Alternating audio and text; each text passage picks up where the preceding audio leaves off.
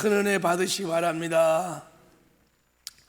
오늘은 교재 9단원 사랑으로 사는 사람, 이런 주제를 가지고 오늘과 내일 새벽에 한번 살펴보도록 하겠습니다.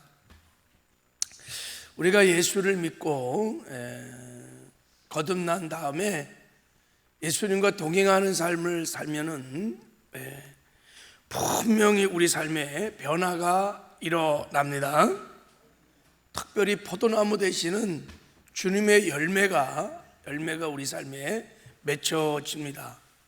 우리 안에 숨길 수 없고 감출 수 없는 분명한 증거가 나타나게 되어 있습니다. 우리 무정란과 유정란을 보면 눈으로 보면 똑같은 계란이지만 여러분 분명한 차이가 있어요. 어떻게 하냐면 암탉이 그냥 품어보면 알아요. 암탉이 품어보면 이게 유정란인지 무정란인지 알 수 있어요. 유정란은 품으면 반드시 때가 되면 노란 병아리가 부화돼 나옵니다. 무정란은 아무리 품어도 절대 병아리가 나올 수 없어요. 여러분 조화와 생화도 보면 겉으로 보면은 분별이 잘 안 돼요. 우리 조화를 이렇게 보면요, 가서 어떤 건 만져봐야 이게 진짜 생화인 줄 알고 만져봐 조화구나. 구별이 요즘은 안 될 만큼 그렇게 잘 만들어요. 근데요, 밖에다 딱 갖다 내놓으면 딱 알 수 있어요. 조화는요, 아무리 예쁘고 해도 나비나 벌들이 날아들지 않아요. 근데 생화는 밖에 내놓으면 나비와 벌들이 날아듭니다. 왜냐하면 거기에 생명의 냄새가, 생명의 향기가 나기 때문입니다. 마찬가지로 우리가 예수를 믿고 거듭나서 주님과 동행하는 삶을 살기 시작하면 감출 수 없는, 빼도 박도 못하는 분명한 증거들이, 열매들이 맺혀지게 되어 있습니다. 생명의 향기가 나타나게 되어 있습니다. 그래서 그것을 보고 사람들은요, 예수 믿는 사람들을 향해서 그리스도인이라고 그렇게 부르는 거예요. 그리스도인이구나. 예수를 따르는 자들, 예수를 닮은 자들, 예수께 속한 자들, 그리스도이구나, 이렇게 말을 할 수밖에 없는 겁니다. 그러면 우리가 진짜 거듭난 그리스도인이라면, 그리고 주님과 동행하는 그리스도인이라면 나타나는 강력한 그 증거, 열매 중 하나가 뭐냐면 사랑입니다. 원수까지도 사랑하는 사랑입니다. 이게 반드시 나타나게 되어 있습니다. 자, 우리 한번 말씀을 몇 절 볼게요. 요한일서 4장 7절 8절을 한번 보겠습니다. 한번 읽겠어요. 시작. 사랑하는 자들아, 우리가 서로 사랑하자. 사랑은 하나님께 속한 것이니 사랑하는 자마다 하나님을 떠나서 하나님을 알고 사랑하지 아니한 자는 하나님을 알지 못하느니 이는 하나님은 사랑이심이라 그랬어요. 자, 저 말씀을 보세요.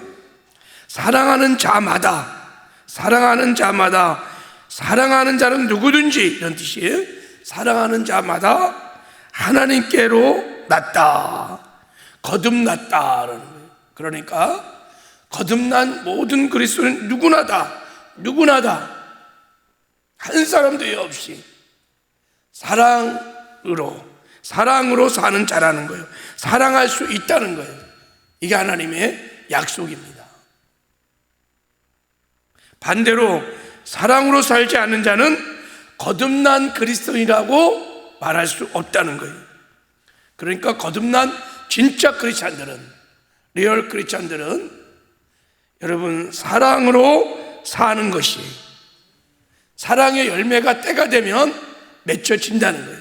처음에는 적은 열매들이 맺지만, 그러나 점점 가면 갈수록 많은 사랑의 열매를 맺게 된다는 거예요. 자, 우리 요한일서 3장 13절, 15절도 한번 보겠어요. 자, 한번 읽어볼까요? 시작.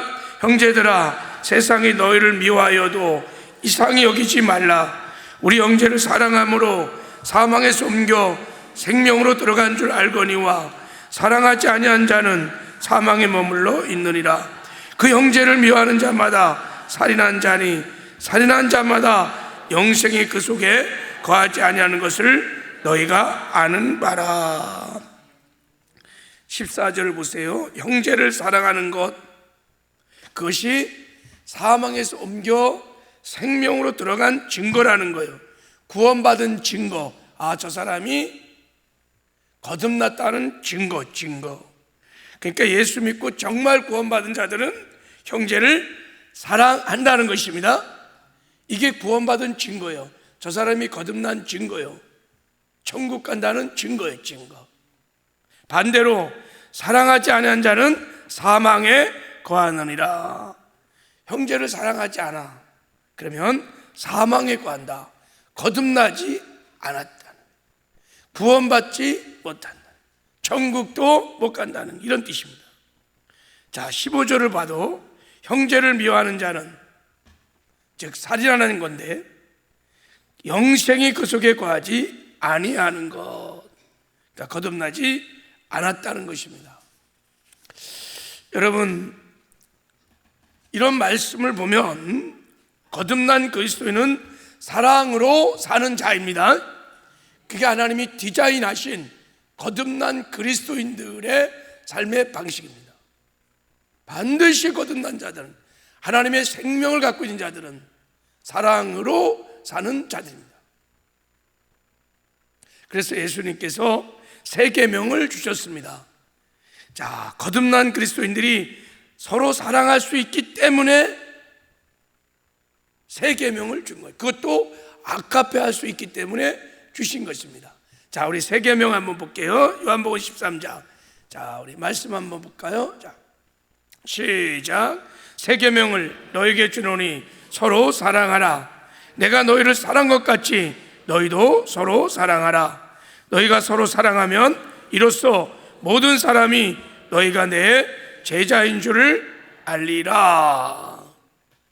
이 세 계명을 따라 거듭난 그리스도인들이, 여러분, 예수님을 모시고 예수님과 동행하면서 살면 반드시 사랑의 열매가 맺혀집니다.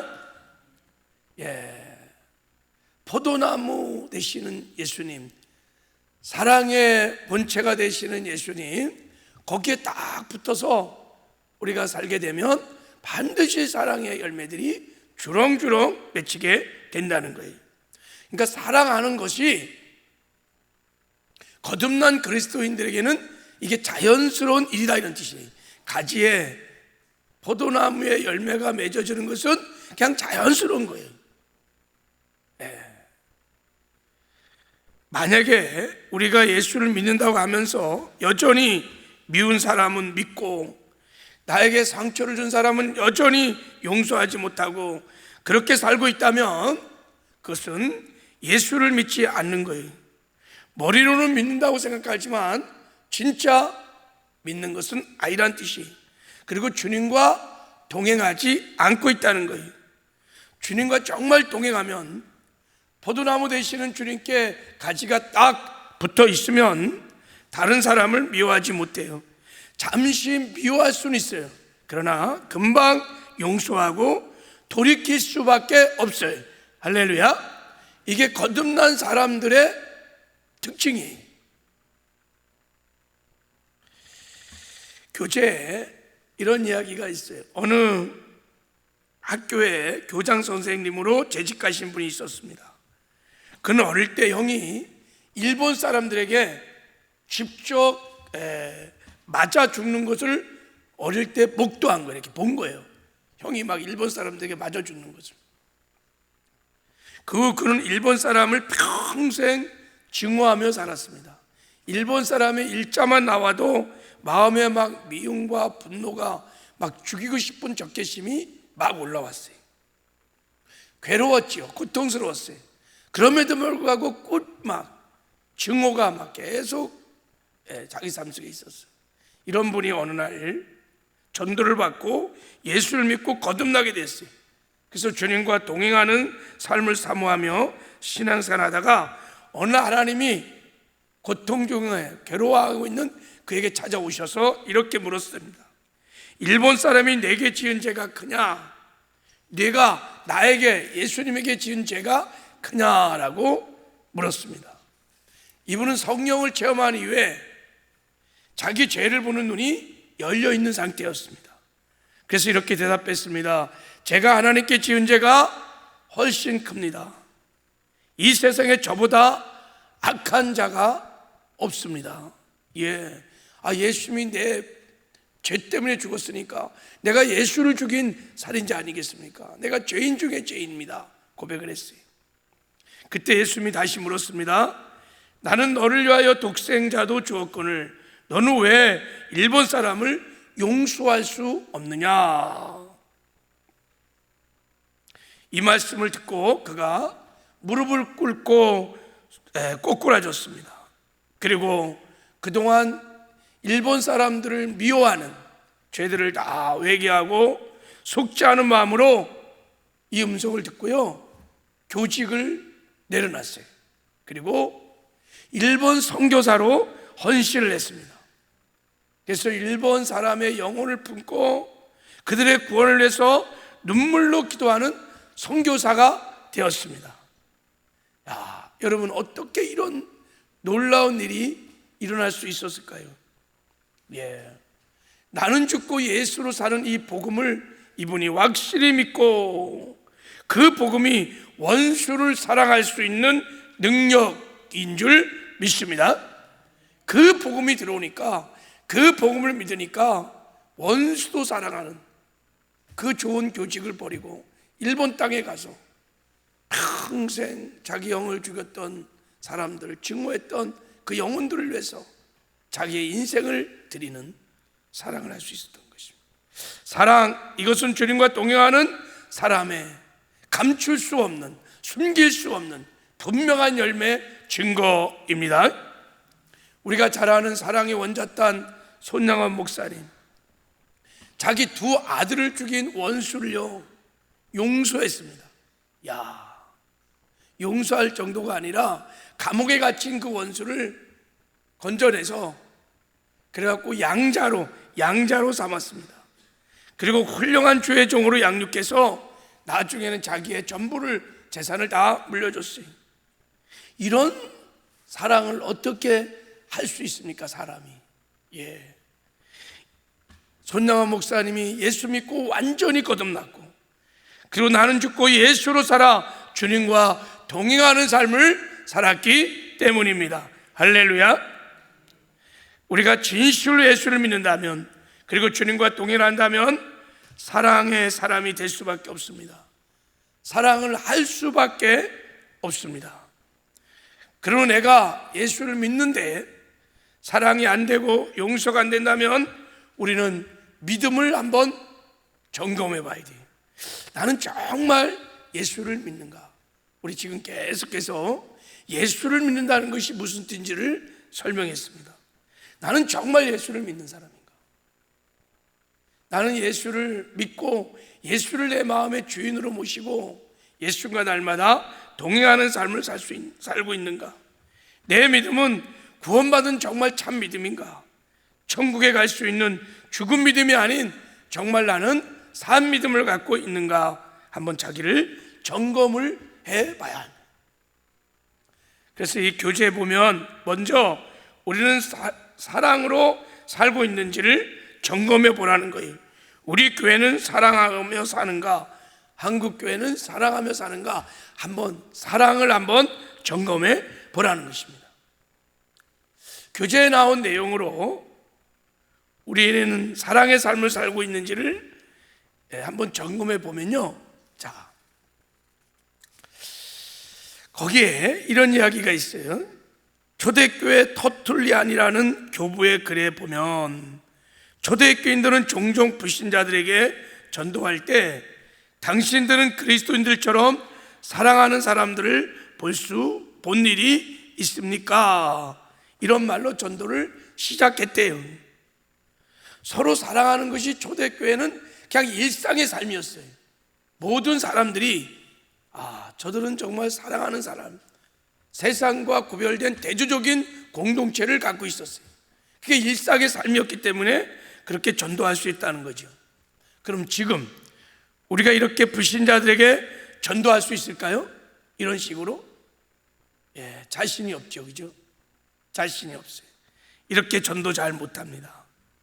요즘 교회 다니는 사람들에 대한 세상 사람들의 인식이 별로 안 좋습니다.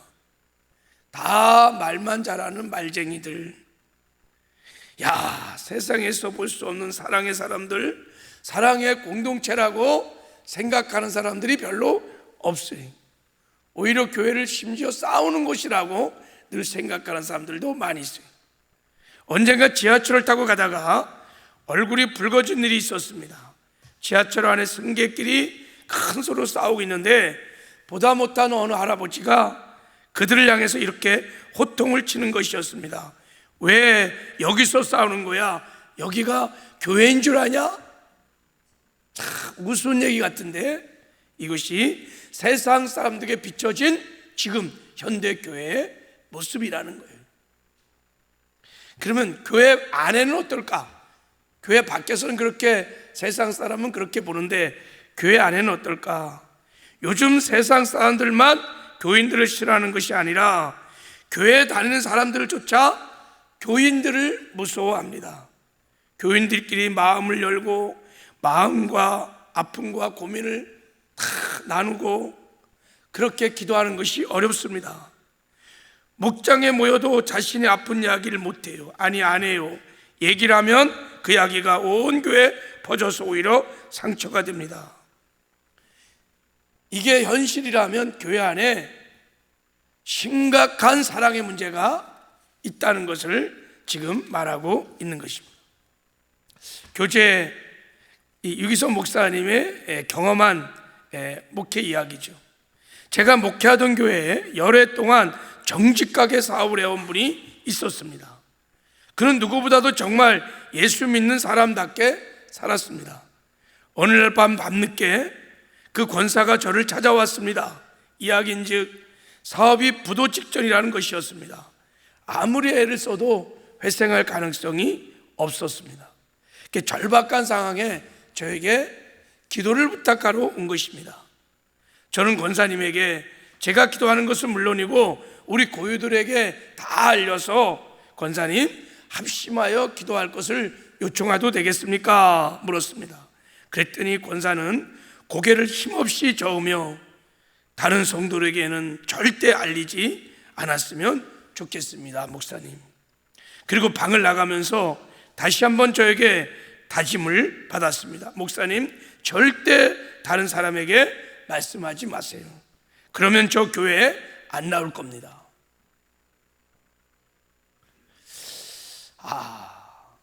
이 정도라면 교회 안에 사랑이 좀 심각한 겁니다. 우리 교회는 어떨까요? 한번 진단을 해보라는 것입니다.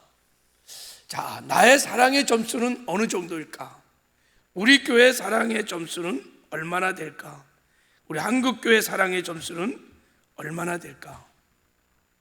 우리가 분명히 거듭났음에도 불구하고 그리고 우리가 서로 사랑할 수 있는 거듭난 그리스도인, 우리에게 예수의 생명이 있는 크리스찬, 또 예수를 주인으로 모시고 살고 있는 그리스도인에도 불구하고 우리가 왜 이렇게 사랑으로 살지 못할까? 사랑의 삶을 살지 못할까? 여전히 교회 안에는 미움과 시기가 있고 다툼과 분열이 있고 이런 문제가 끊임없이 왜 일어나고 있는 것일까? 그 이유가 뭘까? 여러 가지 이유가 있을 수 있습니다. 그 중에 하나는 우리가 예수 믿은 다음에 하나님이 가르쳐주는 사랑의 법을, 사랑하는 법을 잘 몰라요. 사랑하는 법을 배워본 적이 없어요. 또 혹시 안다 할지라도 머리로만 아는 거예요. 실제 믿질 않는 거예요. 그러니까 사랑의 연습을 오늘 내가 사랑하며 살아야지 하고 사랑의 삶을 별로 노력하지 않는다는 거예요. 이게 또 하나 이유. 또 하나는 구원받은 이후에 주님과 동행함으로 반드시 사랑의 삶을 살아야 한다는 그 중요성을 잘 모르는 거예요. 사랑이 기독교의 핵심 가치이며 사랑이 제일이라는 믿음, 소망, 사랑, 그 중에 제일은 뭐라고요? 사랑이라. 사랑은 지상 계명입니다. 이 세상에서 가장 가치 있는 소중한 계명입니다. 이 사랑해야 한다는, 사랑의 삶을 살아야 한다는 중요성을 잘 모른다는 거예요. 반대로 말하면 구원받은 이후에 사랑으로 살지 않으면 금생과 내생에 심각한 문제가 일어난다는 것을 모른다는 거예요. 위험함. 우리가 사랑하지 않으면 얼마나 위험한 일이 벌어지고 있다는 것을 모른다는 거예요. 그래서 우리가 사랑으로 살 때 하나님이 예비하신 풍성한 축복, 이 무엇인지도 알아야 되고, 반대로 사랑의 삶을 살지 않을 때 일어나는 심각한 문제가 무엇인지도 알아야 해요. 그래서 우리가 이 사랑을 내 삶의 핵심 가치로, 기독교인들의 핵심 가치로 우리가 여기며 살아야 한다는 것이, 할렐루야. 그래서 교재 2과에는 사랑의 열매로 구원을 점검하라 그랬어요.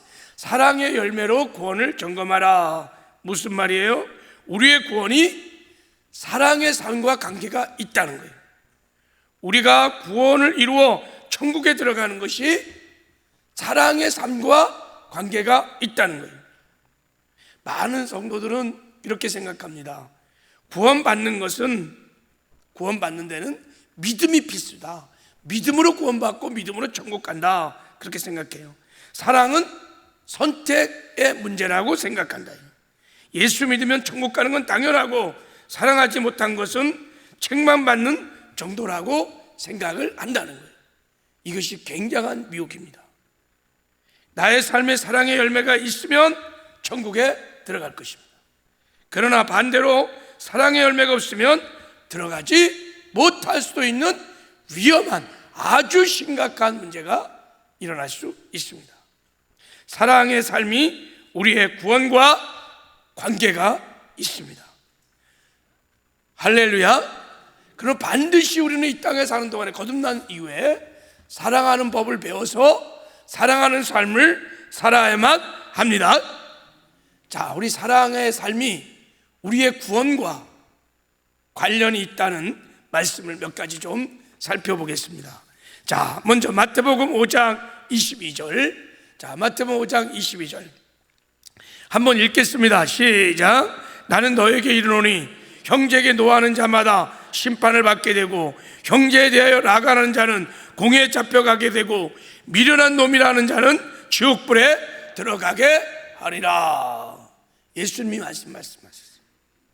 형제에게 노하고 라가라 하고 미련한 놈이라고 화내고 형제들을 무시하고 미워하고 다 그런 사람들 다 어디 간다고요? 지옥 간다고. 누가 말했어요? 예수님이 말한 거예요. 이거 비유가 아닙니다. 자, 요한일서 3장 14절 같이 읽겠습니다. 시작.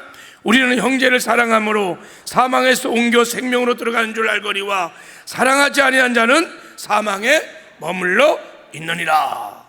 사랑하지 않은 자는 구원받지 못한다는 거예요. 구원을 받았어도 그 구원을 이루어가지, 완성하지 못한다는 거예요.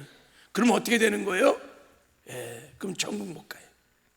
히브리서 12장 14절 자, 읽겠습니다. 시작. 모든 사람과 더불어 화평함과 거룩함을 따르라. 이것이 없이는 아무도 주를 보지 못하리라. 화평함이 있어야, 거룩함이 있어야 주를 보게 된다는 거예요. 주님 다시 오신 날 그 예수님을 맞이할 수 있다는 거예요. 여러분, 마태복음 25장을 보면 최후의 심판 이야기가 나옵니다. 예수님께서 직접 열처녀의 비유를 통하여, 달란트 비유를 통하여, 양과 염소의 비유를 통하여 마지막 최후에 있는 심판 이야기를 들려주십니다. 하여간 예수를 믿는 사람이나 안 믿는 사람이나 산 자나 죽은 자나 다 우리는 하나님의 심판대 앞에 설 것입니다. 이것을 마지막 최후의 심판이라 그래요. 마지막 최후의 심판은 행위의 심판인 것을 성경은 말하고 있습니다. 하나님 우리의 행위를 보시고 우리의 삶의 열매를 보시고 이게 산 믿음인지 죽은 믿음인지 가짜 믿음인지 진짜 믿음인지 알곡인지 쭈꾸기인지를 그 나무의 열매를 보고 최후의 심판 때 하나님이 분별을 하신다는 것입니다. 그래서 열매를 보고 아 진짜구나, 산 믿음을 가졌구나, 그러면 하나님이 그를 의롭다 하시고 하나님께 은혜를 베풀어서 천국에 들어가도록 영광을 허락하시고, 열매를 보고 아 이게 죽은 믿음이네, 가짜구나, 쭉정이구나, 그러면 하나님이 의롭다 할 수 없고 그에게 은혜를 입힐 수 없어 그는 지옥으로 간다고 말을 합니다. 그러니까 최후의 마지막 심판은 영원한 심판이, 영원히 결정되는 심판이 우리 모두에게 다 있습니다. 그때 우리를 심판하는 기준 중에 하나가 뭐냐면, 자 우리 마태복음 25장 34절 40절을 한번 보겠습니다. 자 그때 임금이 오른편에 있는 자들에게 이르시되 내 아버지께 복받은 자들이여 나와 창세부터 너희를 위하여 예비된 나라를 상속받으라. 천국 가라는 거예요. 오른편에 있었던 양들, 그들이 어떻게 천국 갔을까요? 주님이 말씀하셨습니다. 내 형제 중에 지극히 작은 자 하나에게 한 것, 그게 뭘까요? 사랑이. 세 계명을 따라 사랑의 삶을 살았기 때문에 그 삶의 열매를 보고 하나님이 천국으로 그들을 인도했어요. 자 반대로 그러면 왼편에 있었던 자들, 우리 41절을 한번 보겠습니다. 자 또 왼편에 있는 자들에게 이르시되 저주를 받은 자들아 나를 떠나 마귀와 그 사자를 위해서 예비된 영원한 불에 들어가라. 여기가 어디예요? 지옥이. 왜 이들이 지옥 갔을까요? 염소와 양의 비유는 다 믿는 그리스도인들을 대상으로 하나님이 말씀하신 거예요. 마태복음 25장의 대상은요 불신자들이 아니에요. 다 예수를 믿는 사람들에게 준 메시지. 이들이 왜 지옥 갔습니까? 지극히 작은 자 하나에게 하지 않은 것, 그게 뭐예요? 사랑하지 않은 것입니다. 그래서 그들이 영벌에 취한 겁니다. 자 갈라디아서 5장 6절, 자 갈라디아서 5장 6절 한번 읽겠습니다. 시작. 그리스도 예수 안에서 할례나 무할례나 효력이 없으되 사랑으로서 역사하는 믿음뿐이니라. 할례를 받는다고 구원받고 할례를 받지 못한다고 구원받지 못하는 게 아니라 구원은 오직 믿음으로 받는 거야. 근데 그 믿음이 뭐냐? 그 믿음의 진정성이 뭐냐? 사랑으로서 역사하는 믿음만 구원받는 믿음이고 천국 가는 믿음이라는 거예요. 우리가 정말 예수를 주인으로 영접했다면, 그러면 서로 사랑하라는 주님의 주인의 계명을 따라 우리는 반드시 사랑하는 삶을 살게 된다는 것입니다. 그래서 여러분, 사랑으로서 역사하는 믿음만이 구원받는 믿음이요 천국 가는 믿음이라 그러니. 자 요한일서 4장 17절 한번 읽겠습니다. 시작. 이로써 사랑이 우리에게 온전히 이루어진 것은 우리로 심판날에 담대함을 가지게 하려 함이니 주께서 그러하신 같이 우리도 이 세상에서 그러하니라. 사랑이 우리에게 온전히 이루어지면 심판날에, 이게 마지막 최후의 심판 때입니다. 거기서 담대함을 갖게 된다는 거예요. 두려워하지 않는다는 거예요. 왜요? 내가 사랑의 삶을 살아왔기 때문에, 내 삶에 사랑의 열매가 있기 때문에 주의 심판대 앞에 섰을 때 절대 두려워하지 않는다는 거예요. 담대함을 얻게 된다는 거예요. 반드시 하나님께 의롭다 인정을 받고 천국에 들어갈 수 있는 확신이 있었던 거예요. 그래서 사도 바울이 임종 앞에서 그렇게 확신 있는 고백을 할 수 있었던 것은 그가 평생의 사랑의 삶을 살아왔기 때문이에요. 자, 우리 갈라디아서 5장 22절 23절 한 절만 읽고 이제 마칠게요. 같이 시작. 오직 사랑과 희락과 화평과 오래 참음과 자비와 양성과 충성과 온유와 절제니 이 같은 것을 금지할 법이 없느니라. 이 같은 것을 금지할 법이 없느니라. 사랑의 열매를 주렁주렁 맺는 사람들은 천국에 들어가지 못하도록 금지할 수 있는 법이 없다는 뜻이에요. 누구도 사랑의 열매가 맺혀 있는 사람은 정죄할 수 없다는 것입니다. 반드시 천국에 들어간다는 거예요. 왜요? 사랑의 열매를 통해서 참 믿음, 행함이 따르는 산 믿음, 진짜 믿음을 증명했기 때문인 것입니다. 그 열매를 보고 하나님께서 의롭다 하시고 그 열매를 보시고 하나님이 은혜를 베풀어 주셔서 그를 천국으로 인도해 주신다는 것입니다. 내 삶의 사랑의 열매가 주렁주렁 맺힌다면 그 사람은 분명히 구원을 이루어가고 있는 것이고 반드시 주님 앞에 서는 날 다 여러분 영화의 구원을 얻어 천국에 들어가는 영광을 얻게 될 수 있습니다. 그런 말이 여러분, 우리가 구원받은 이후에 사랑으로 사는 것, 그것은 선택사항이 아닙니다. 반드시 우리가 사랑의 삶을 살아서 이 영광스러운 구원을 이루어 마침내 우리가 천국에 들어가기 위해서는 이 땅에 사는 동안에 주님이 말씀하신 지상계명, 세 계명을 따라 사랑하며 살아야 될 줄 믿습니다. 그래서 이 땅에 사는 동안도 하나님이 준비하신 풍성한 삶을 누리며 살다가 반드시 천국에 들어가는 영광을 얻게 될 줄 믿습니다. 우리 기도하겠습니다. 여러분, 그동안 내가 사랑으로 살지 못했다면 회개하시고 누군가를 여전히 지금도 미워하고 용서하지 못하고 있다면 여러분 회개하시기를 바랍니다. 그리고 주님이 말씀하신 서로 사랑하라는 세 계명, 지상 계명에 따라서 하나님, 내가 사랑하는 삶을 살겠습니다. 사랑하는 법을 가르쳐 주시고 그리고 성령 충만케 하여 주십시오. 나 죽고 예수로 살아 주님과 동행함으로 오늘도 사랑하는 삶을 살게 해달라고 우리 주여 삼창하고 동성으로 같이 기도하겠습니다. 주여 주여 주여, 다시 공화로 오신 아버지,